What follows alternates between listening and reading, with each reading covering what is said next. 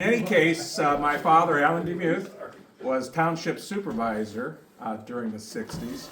And during the blizzard of 67, he was out there. They had two snow plows, one on a grader and one on a truck. And all those miles of road in that 6 by 6 mile township kept him busy. But anyhow, he had bought this 8mm camera back in 1964. And so he documented some of the things that took place. So since we stopped at a good spot, I have to tell my story first, and then we're going to just kind of go through it. And if you can stop it, Tim, or something when I ask to do it, not at the moment, but when the time comes. So I was a senior in high school. The last class that I would have on that day was in the dome. I was supposed to have gym, but we didn't do it because they started shortening the classes and wanted to wait till 1:30 so they get their tax money from the state of Illinois. So I heard it was not really good out there. So the thing I tried to do when I realized that, I had driven in that little red Valiant that's sitting there. I had decided to get out of that parking lot because I knew it was going to be a mess if I wasn't one of the first ones out there. Grabbed my brother and then two people from Moni, Rusty Simpson and Bill Elton, approached me. They didn't want to take the bus, so I took them along with me. We were probably between number 3 and number 5 car out of there. Later on, it became such a mess. There was a guy teacher by McKay was his last name, a mathematician. I believe he had a Jeep. I believe that was the right person. We have to vet that out maybe. But he had a Jeep and he had a chain. And I learned later he was pulling cars out of that parking lot so people could get out. But in any case, I went down Exchange. Now, going east and west, it was coming at you, but it wasn't drifting too much on the road itself, so no problem. When we turned to go down Western, now we had snow drifts and I couldn't look out the window and see. Bill Elton on one side with the door open and just on the rail there, and Rusty Simpson on the other were directing me as we dodged the drifts as they were building up across the road. Got back on the Creek Moni Road, just sailed. I think I passed 3 cars total, all the way. That's 6 miles into Moni. Dropped off. We're on the other side of Moni. We're by the I-57. That's why we're going to talk about that too.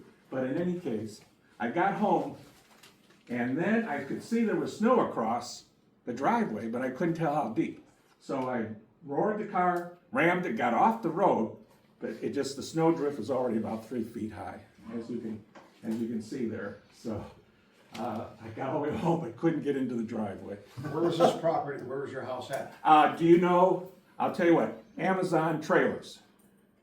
The Amazon trailers across from the truck stop. Section of I-57. Yeah, I-50. Oh, in Moni. In Moni, Got you. Okay. Be the Yeah. northeast Right. corner. Okay. Awesome. So, in any case, as long as we had it there, that was my story, and I was glad to get home.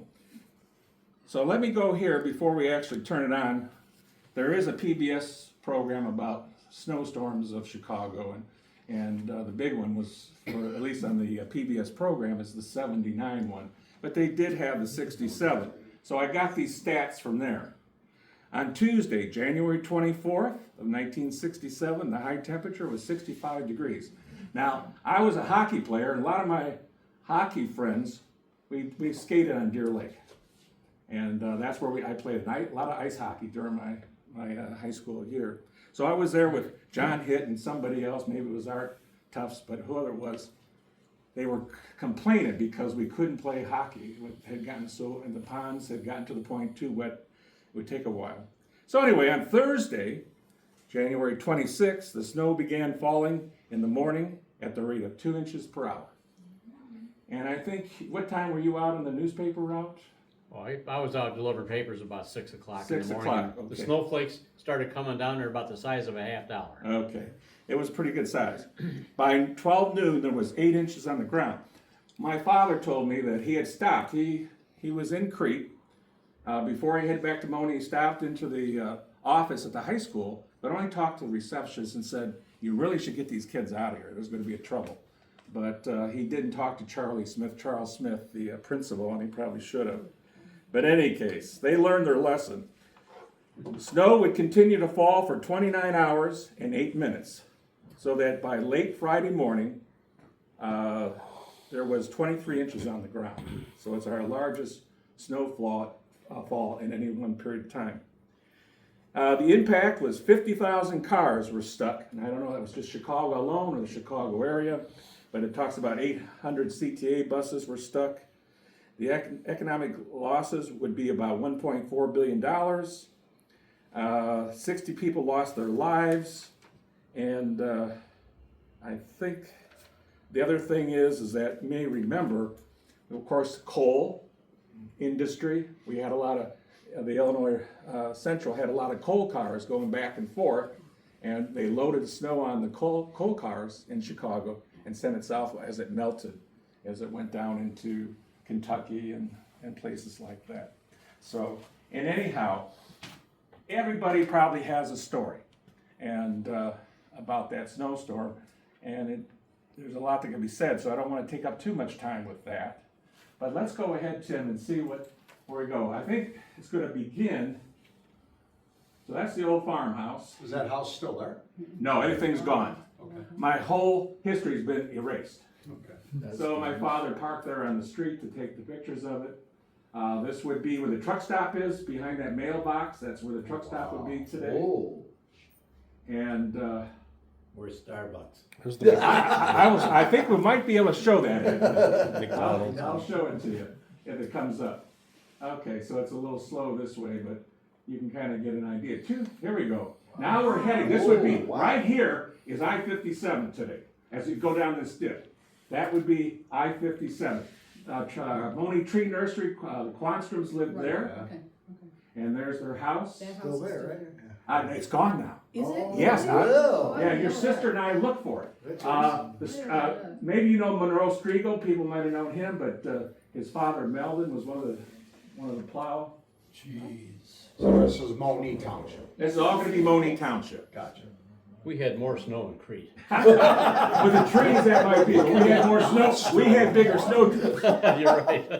Okay, so that's back to the farm. Yeah, that's. So that's all gone then. That's all gone. So that's the truck stop then almost. Truck parking lot. That's the McDonald's. Right here is the parking lot. This would be Oh, that's where the the Amazon McDonald's is. parking lot. Okay. Oh. Now, as it pans around where those trees are back there, a little more, that, right there, like through the house there, and the other side would be where that little shopping center in Hamilton Road is. So now we're looking east from the farmhouse, and that would be, all those would be businesses and stuff. So this is east on Exchange? No, east on Creek Moline Oh, Road. Pre-Moni Road. Yeah, now it goes to Wood Hill, or what do you want to call it that time? I think it was still Wood Hill. Still Woodville back then. Yeah, so he goes through Wood Hill. University Park. Yep. Yeah, Park but I Road think in South. '67 it was still Wood Hill. No, I'm just Oh, yeah. saying for people who Park don't Road know. South. I don't know where Park that South. was. I don't know where that hill was, but it had to be near Wood Hill. Now this, I think, is Goodnoe and Pauling, whatever you want to call it, I believe. Oh, okay. Ooh, Yeah, really. look at that whole snowbank. But you there. see how big that plow is? That's Yeah. amazing. Remember when the tennis balls on the top of the cars? Okay, there we go. Now he's got to back up because Oh, was there? Only room for one, right? Oh, only one car to pass up on that road. here's Sanger Airport, so you can see where it was. It's out in that area, is where he's doing. Look at this one. Oh my God. Drifts. Good thing he had the camera going. This is great. Yeah. Isn't it great? Yeah, I thought people would enjoy it. Now This is awesome. we're heading on Creek Moni Road back into Moni. That's the Schoenbeck farm. They have Okay. a trailer there. Okay, So that we're about in that area, which would be west of Western Avenue. right. Jeez, look at the Yeah. cars. I don't know exactly where this was. I can't pick it out. Oh God. Oh my God. Jeez, buried. Okay. I don't think you're gonna move much snow. That's not He's bad. got his work cut out for him. Now I believe, yeah, that was the Arnold Farm. Arnold's are on the right-hand side there, and then Yeah. on the left hand as well, right? Ron is on the left, and Right. here we go into Moni, Into Moni, but right. that's right, left and right Left and Arnold right, Farm. both of them, yeah. So this would be downtown Moni. Jeez. Okay, you wanna stop it? Oh, jeez, that was good stuff on there.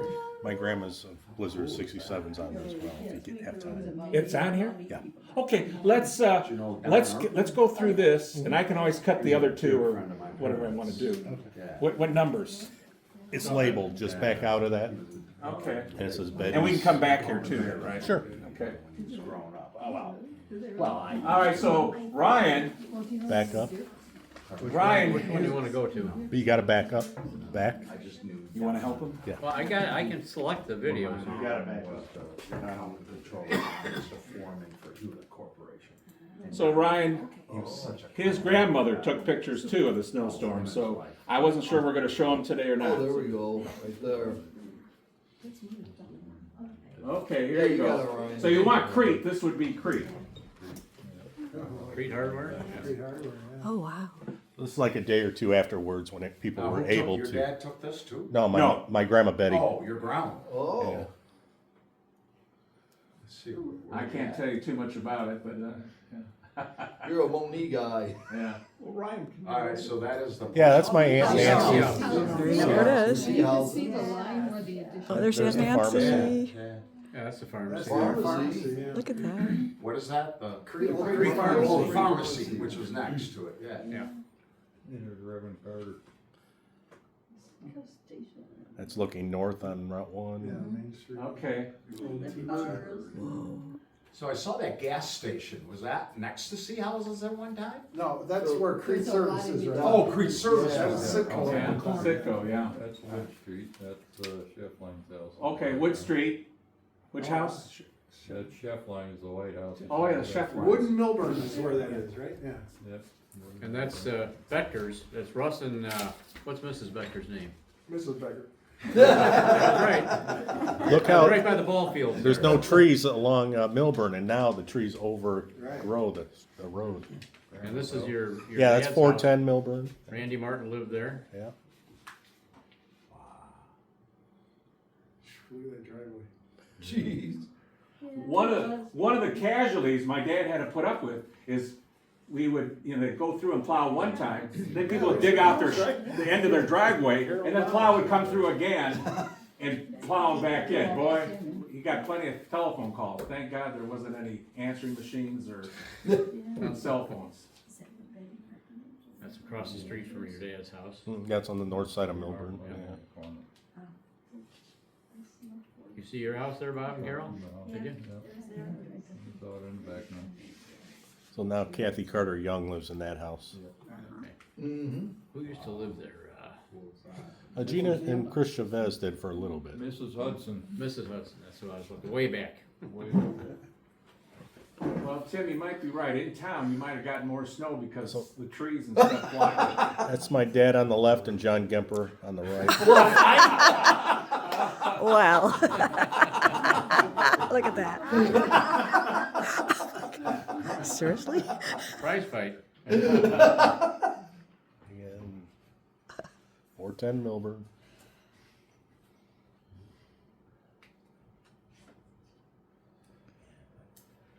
That How was many some days snow. did it snow? It was Day and a half. It was 29 hours.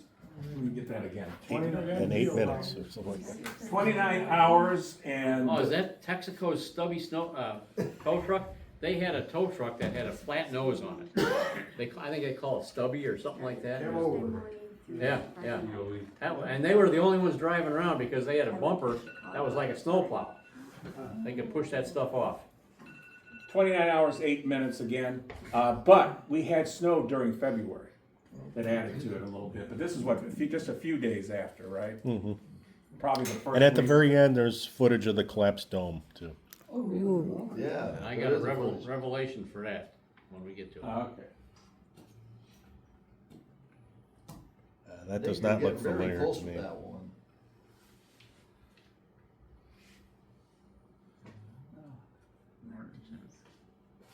I remember the next day, nobody went anywhere for a day. Oh, no. Yeah. Well, there was a train There was stopped no in movement. Crete that they loaded supplies onto to deliver to Goodnoe. There hadn't been a train stopped in Goodnoe forever. Well, now it's snowing again. Yeah. Well, there's a mailbox. Yeah. Hey. Oh, look at this guy. Yeah, a little bigger around. Fancy. There Well, goes the station. I had a wagon. comment on YouTube. I posted this on YouTube. The guy said, "Your dad used to shoot his BB gun at me, and I would hide behind that mailbox." Try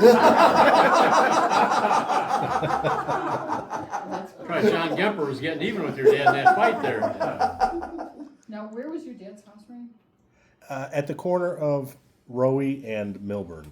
Right by the ball fields. Yeah, right across Oh, okay, the okay. north end of the ball field there. Got it. But the ball fields, were they there in 67? Oh, yeah. Yeah. Okay. Actually, that's right. that was a softball field there back in the 50s, and then it was, the girls' softball team was the Crete Orioles. That's probably. There we go, the dome. Yeah. Oh, that collapsed. There we go. Yeah, Well, that's yeah. that day. Just, And that corner that's not collapsed is right on the north end of the building, When did it collapse? Like the next day? that day. No, That no, day. that Oh, that day. That day. Yeah, they got everybody out of there. They did. Would you like me to tell the story right now? This is the perfect time for that. Go for Yeah, it. right there. That's a good There we stop. go. Okay. I sent the notice for tonight's meeting out that we were gonna have, the Lincolnshire story and the snowstorm of 57. And I sent it to all our email recipients, and guy called back and said, "I'd love to be there tonight, but I can't make it." He lives in Florida, so he wouldn't be there. But he said, I was one of the last ones out of there when I was coming down. And so, if I can find this trail of emails. Anyhow, I asked him, Is it Bruce Nelson? nope, I was gonna say, don't repeat that. I asked him if he would tell us what he experienced when this dome collapsed. He was in there. And so I asked him to write me a little story about it, so I'm gonna read this to you here. Oh, you found it. School was closed early due to the storm. A few of us headed to the dome to use the payphone to call home for rides since the buses were running very late. The payphone was at the far end of the dome, to the south, Okay. opposite the entrance to the main school, which is on the north. Entrance to the main school building that we would access through a short hallway. I was there with Debbie Dillon and I believe Pat Rose, all of us being freshmen in the class of 1970 at the time. I think Pat was on the phone and Debbie and I were waiting our turn. I felt or heard a slight swoosh of air and heard a loud crack. I looked up to see the scoreboard, which was hanging from the ceiling at that end, come crashing down to the ground about 20 feet away from us, and at the same time watched a large hole in the roof open up. As roof debris started to fall, all three of us sprinted the length of the basketball court down the track, trying to reach the doors leading to the short hallway that led to the main school building on the north end. I remember looking over my shoulder as I ran and seeing roof debris hitting the track immediately behind us as we ran, like something out of a movie. About halfway down the track, I dropped a library book.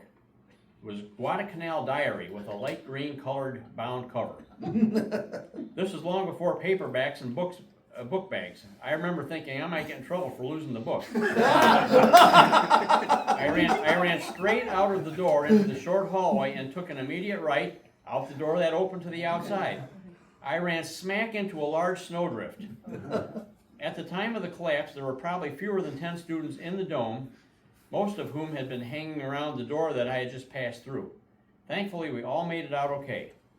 Some days later, I was called to the main office for questioning by some officials. I recall being told that they were insurance investigators. My description of the whoosh sound helped them determine that most likely cause of the collapse was a partial vacuum caused by a strange combination of doors leading into the dome being opened at the same time.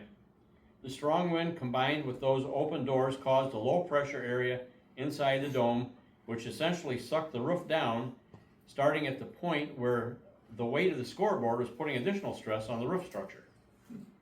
While the snow buildup on the roof may have been a contributing factor, photos taken after the storm show only a relatively small amount of snow on the remaining part of the roof. We were very lucky that day, and I'm happy to say that my luck continued to hold out through a 20-year career in naval aviation, during which I was able to cheat death following several other close calls. Wow. From Rick Casera. Okay, wow. Now, a couple things. That dome roof was a geodesic type construction. A bunch of 6 or 8 foot long sticks, basically, that created a roof. And that's look what like- collapsed. They look like 2x4 triangles. Yeah, they really look small in the grand scheme of things. Yep.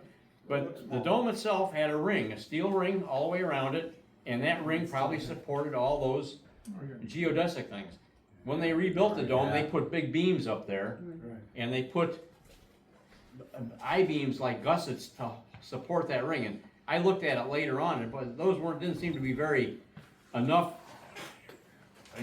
support to hold up that thing again if it would happen again. But these were full beams; they weren't this, like a puzzle piece there. So Rick Casera gave a pretty good description of that. He even sent a picture of the Guadalcanal Diary book. I asked him if that was the book that he lost, if he went back and got it. He said he just looked it up, and he said it was a light green book, and he got this off of just a site that had the book, and he was glad that he remembered the right thing. When I first asked him to write this, he said, I didn't remember what I had for breakfast yesterday, but I sure remember every detail when he was in that dome running for his life. God. So I did send him another email. We talked a little bit. I thanked him for doing the answers there, and I had heard that Debbie Dillon was the last one out of there, and his first comment was, since he was faster sprinter, he's the first one that got out of there when that thing was coming down on the south end, but them two girls were right on his heels. Rick Casera was a wrestler, so he was an athlete, and then I invited him to come and give a presentation here sometime if he's in Crete the third Thursday of some month. So I'll tell you a little bit about him. He graduated from the Naval Academy in Annapolis, Maryland. Wow, impressive. I wasn't sure if he went to West Point or the Naval Academy, but he was there. And so he was a high-ranking guy, and I looked up his data a little bit there. He was involved in a lot of military stuff, testing missiles, and obviously a flyer off of I believe off of a aircraft carrier he flew. So it didn't give the whole bunch of detail. I just looked that up on my own. But I invited him to come and speak to us sometime. So somewhere down the line he may show up here. How old is he now? Let's see, he was. He- so- 1970 would have been, he 73. would have been 18 in 1970. He'd be 73 because I graduated a year before him, and I'm 74. So Okay, high school in 73. anyhow, we talked a little bit, and I asked him, since he got this Guadalcanal Diary, I asked him if his dad was in Guadalcanal during World War II, because his dad was an AMVET. I had met him one time. I think they lived out on Thorn Lane or something. His dad was Frank Casera, and they had a vineyard here in Crete that he did. But he told me that his dad was in France, Belgium, and Germany, and he was a 40 millimeter anti-aircraft gun shooter, mostly behind the lines. But then later in 1944, maybe around the Battle of the Bulge time, they took those anti-aircraft guns and used them as direct fire on, let me see where it says here. Direct fire weapons to engage bunkers, machine gun nests, etc. So his dad was in World War II. But interesting to see what he had to say about being in that dome when that thing actually came down. Everybody knew the dome came down, but they were in there. Yeah, they later on, either the Crete Record I read or it was the Star, Chicago Star, where they talked about the findings. And I told somebody recently, said, that was the snow on the dome. No, it wasn't. It was the vacuum that was created. It was the design of the roof structure yes. that failed, Yeah. basically. So we were actually, the town was lucky that the snow was there, because otherwise there would have been It students. would have been a whole. My last class, that's what I was saying earlier, my last class was PE in that dome. I was sitting there at 1:20 or 1:15 before they released us at 1:30, with about 30 to 60 young men and 30 to 60 women for their PE classes, how many the classes were. So yes, it could have been up to maybe 60 to 120 people. Yeah. That could have been injured or whatever. There's a guy that lives here in Crete. I don't know his name, but his wife sells jewelry at like the farmer's market. He lives out in Lincolnshire off of Cornwall or Donnell or whatever the streets names are. First name's Tom, I can't remember. Yeah, and he said that he went to Marian Catholic, and they were supposed to have a basketball game in the dome that night, or the next Friday night. Next maybe. Friday. And he never got to play in the dome because the dome was a great place. They had super sectionals here. I mean, it was Oh, that was huge. the main place around here, and it was the showpiece of the Chicago suburbs, I would say. South Chicago. So he never got to play in the dome because it collapsed on him before he got in there. So Well, I've got two more shorts, one on I-57 and one on Hamilton Avenue being built. They're about 3 to 4 minutes long, so we're talking 10 to 15 minutes. Are we all up for Let's it? finish this one. Oh yeah, finish it. yeah, There's we've one only got, minute. 1 minute here. Yeah. Yeah. Yeah. Okay. Yeah, that was quite a catastrophe there. We lucked out that nobody got hurt. That was amazing. You see that ring around there? You Yeah. see the graffiti, what that said? I didn't see Beatles? it. Beatles. Anybody know who did it? Bob Farr. I went to the start? Yeah. But you were in the last minute there. I don't know. Let me scoot over here again. I'm sorry, I was just gonna go back a bit there. Yeah, Beatles. You see it on there? On the brick? Yeah. Bob Farr, he put that on the apartment buildings right by the railroad across the street from the pickleball court. He put Beatles on the back ends of that Oh, building, yeah, I too. see it There now. it is again. Ray, you're not that old. How could you remember that? No, reading was. Oh, you saw it there? Yeah, that's what I Ah. was trying to say there, Tim. I just see what you were just saying. That's all. I don't remember those two water towers there. Well, the little creek water tower was the original one. It's where the water fountain is now. It's where the water fountain is now outside the village hall there. Oh, Yeah, really? yeah. Yeah, the your guy house fell off now, of that when they isn't were taking it down and died. House right there. Oh, I was Is there. that your house? And the other one you saw was in Creek Park. Okay. Yeah. That came down, what, 10 years ago? Yeah. Yeah. Oh, yeah. So it's still Yeah, a lot snowing. of snow. Yeah, it was still snowing. It's Look at there's a white cat in the West snowstorm. Millburn. Okay, that's it. There we go. All right. Okay. Go All right, how do back we get out of this thing now? Yeah. And we want to go to How do we get to out? 14. Escape maybe? So yes, our farm was right next to where I-57 was built. We were not affected, but was right to the edge of our property where the cloverleaf begins, or the Oops, intersection. something came up and ran. Well, you Oh, there did we go. move on. Okay. There we go. Well, you got the wrong one. What number is that? That's okay. This is Hamilton. This is going to be Hamilton Avenue. That's our farm. That was our orchard. And Oh, so okay, okay. so this is the construction that's going on. What year was this? This was later, about 69 to 70. For Nancy and Sheila, this is where I found the banner stone. I was going to point it out, but that's okay. Okay, okay.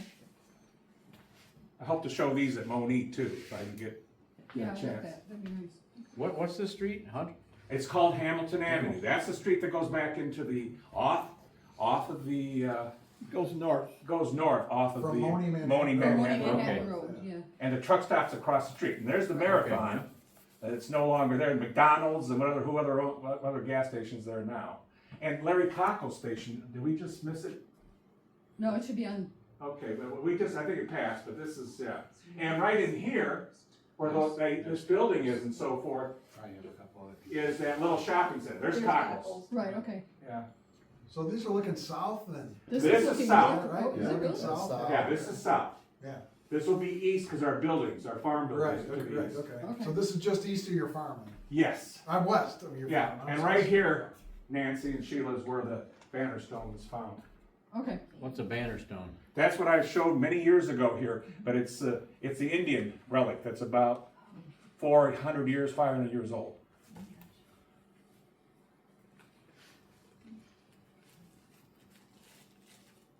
So I think this is a short one. I don't think it's Yeah, it's too only, long. you got 16 seconds left, it says. Oh, one minute, 16 seconds. Yeah. So I was hoping it showed something. This is else. Hamilton Road, This is Hamilton Road. which runs Yeah. parallel with I-57? Yes. Yes, that's exactly right. So as he approaches here, this would be the area that little shopping center is now. Gotcha. If he keeps going, but I don't know if the camera will follow him. But that The road, little they didn't strip put mall that with road the- until the- when? 69 to 70, somewhere. in there. So Where before that- Shoops is that this one you're talking about? That yeah, strip center? yes. Yeah, a little Bank, strip. Shoops, Yeah, she can tell you. Yeah. Yeah, that's where the That- shoe store okay. is. No, There's- no, wait, no, no, there's no, the I'll take that Marathon. back. Remember there's a little hot dog joint down there? Yeah, And it's that one's going Okay. north from there. The Shoops is on the south end side of the. yeah, it shoots on the south. So with this one, close to the the north. 57's built already then, is that? Yeah, any 57's in the interchange? background, but because of the film, I Okay. don't know if you can really see it that well or not. Right Oh, yeah, there. you can Yeah. see a It's truck. on the far end, Yeah. yeah. Okay, is that just about it? 17 Little seconds. hot dogs. Okay. Just that little hot dog joint. Yeah, this is a fence line, so right here, where I'm at right here is where that shopping center is today, Oh. to the right. Okay. Gotcha. Okay, what number is your 57 one? That should be, well, that should have been 16. Well, that was 14. Oh, that was 14. I got turned around. Let's try 16, let's see if it's there. Ah, come on. Yeah, November 10th, he's got it. This is our farmhouse again. He's up in the windmill. And so this is, right there, where that little slope goes, that's I-57 before it was built, Okay. right there. This is a Campbell. Charles Campbell lived there. He worked at Armour, at the stockyards. And Milkwright's in the background, but that's Campbell's. And we're gonna remove that house. Dad bought it and moved it to another location. You can see the construction work is beginning. So that's Right. 57. That's Heading I-57. to the north. That's Willow? Northwest. Yeah. That was Okay, okay. 57. Yeah, Because right there. Loy's were to the south, and that's what sent them down to. Yeah, see our sod fields end here, that's where our Yeah. property Okay, ended. okay. Okay, so he got up in the windmill, and if they show it, he's not, let's see it scans, Milkwright's farm was over here, there's a high hill, and they took about 6 to 10 feet off of it, to use for fill, to build the intersection. So here you go, now you're actually on the road bed, I think we're looking north at this point, or northwest. Did you know the Lloyd family? Yes. Okay. Question is, did I-50, was this an extension of 57 or, No, this was the original road. so like from I-80 or? Yes, well, what they I-80 did, wasn't in yet if then. you remember, when I was south, I'll tell you the story, but I'll give you a better idea of it. All right, so now that's the little slope right there, and that's gone, but this guy was, Chitel Farm was 80 acres, and it was long and narrow, and so the roadway took the whole, farm, like the right of way. So we're going south. Oh, both On the south. 57 road bed. Yeah, there's Quanster, yeah, there's Okay, Quanstrums. okay.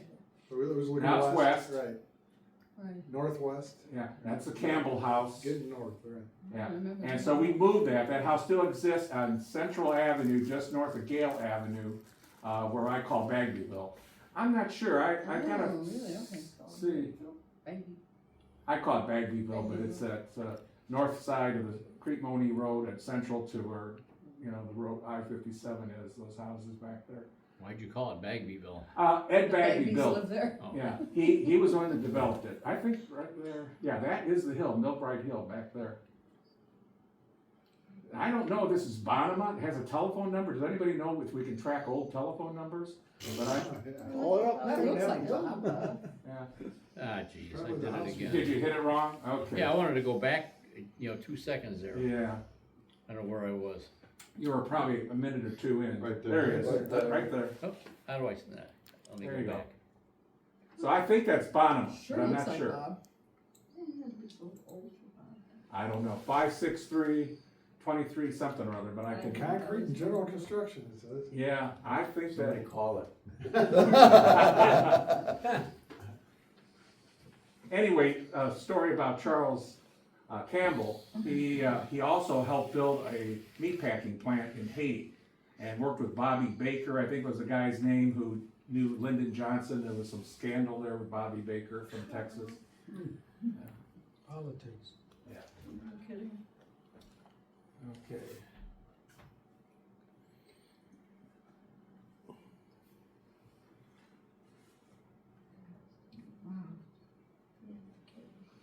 So all those beautiful trees, I guess they tried to save some of them. Now we're getting, here's I-50. Actually, this is the ramp, where that cat was, there's the ramp coming up.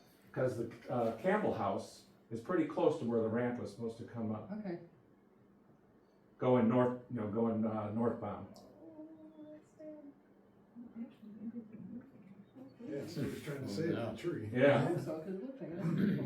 That's the house lifted up. that's the house lifted up, yes. Okay, okay. They moved it to Central and what? Central, north of Gale Avenue, which is about a quarter mile. That should do it. Okay. For some reason, I remember your dad said he paid $2,000 from the state of Illinois for that house. Okay, because they bought the land. Yeah, they Yeah. bought the land, and Okay. he bought the house from them, and then he moved it.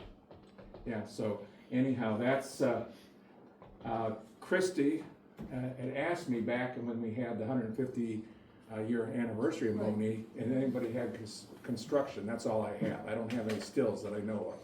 But I hope to help fill a hole a little bit Oh, yeah. in the Moni historical thing. All right, there's probably more I could talk about it and so forth, but I know what I was gonna say. So my final thoughts is on this. In 1967, in January, we had a snowstorm. And then in November of 1967, they started building I-57. And the Allen DeMuth family farm, that bucolic place that we called home for 13 years, was going to drastically change, and the community was going to change as Park Forest South, University Park moved in to buy all the land behind there for industrial park. So, but anyway, thank you. I hope it was enjoyable. And, any questions? What's that? How much longer did your family have the farm? We had the farm, he sold the back portion, he sold Hamilton Avenue, and then my parents divorced, and 13 acres was divided between the two of them. It took another 10 or 15 years. Okay. And at one time in the farmhouse, a criminal, William Dauber, he was a hitman for the mafia, but under a hidden blind trust, the mafia bought that 6 acres my mom owned, and he lived there, and he was assassinated between Joliet and coming home to Moni. Lived out there, huh? Yeah, so. So they William Dauber, D-A-U-B-E-R. Tough neighborhood. They finished 57 up to a point. It didn't go all the way to Chicago, if I No. remember. Yeah, let me just take 1 or 2 more minutes that I know.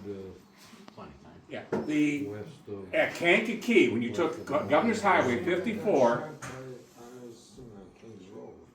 when you take Governor's Highway 54 to Kankakee, you had the bypass. That was part of I-57. That would become I-57. So in 1960, that's why they got started in November of 67, because there was an election year coming in 68. And I can't remember who, I think it was the Democrats that controlled the governorship at that. But there was a push to get this done, to build more jobs so they get more votes.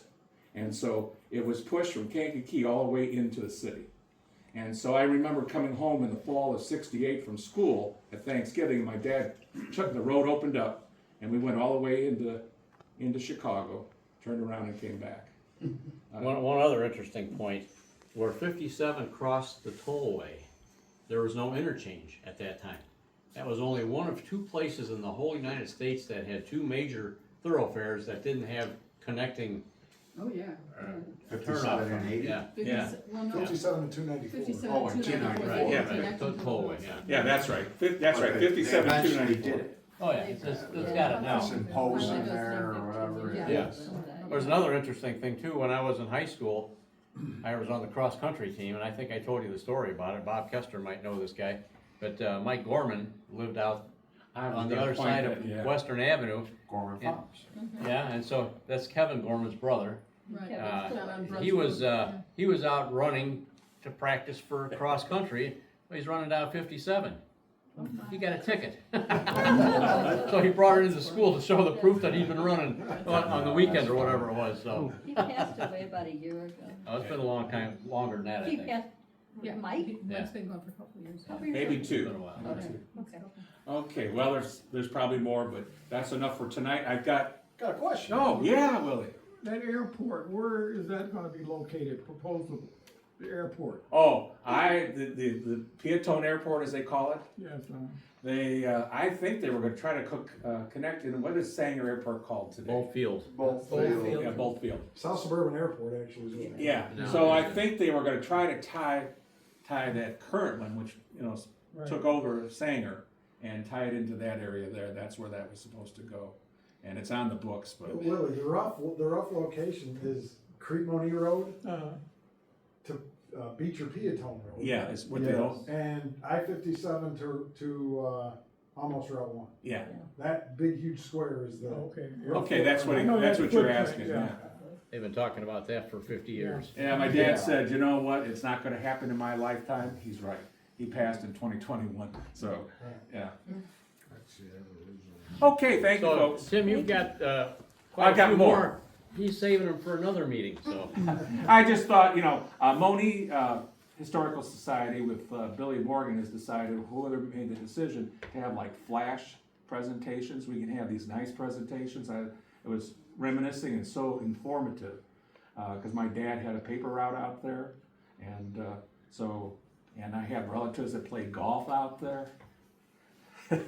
So, in any case, it brought back good memories, but I thought maybe just have these at 15-minute intervals. So this is perfect. Oh, this is great. Yeah. So we'll do there's a parade, a Crete parade, where all the people, the politicians are going down, and Audrey DeMuth is throwing candy out to everybody.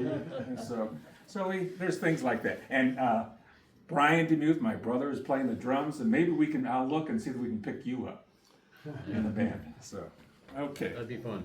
All right. All right.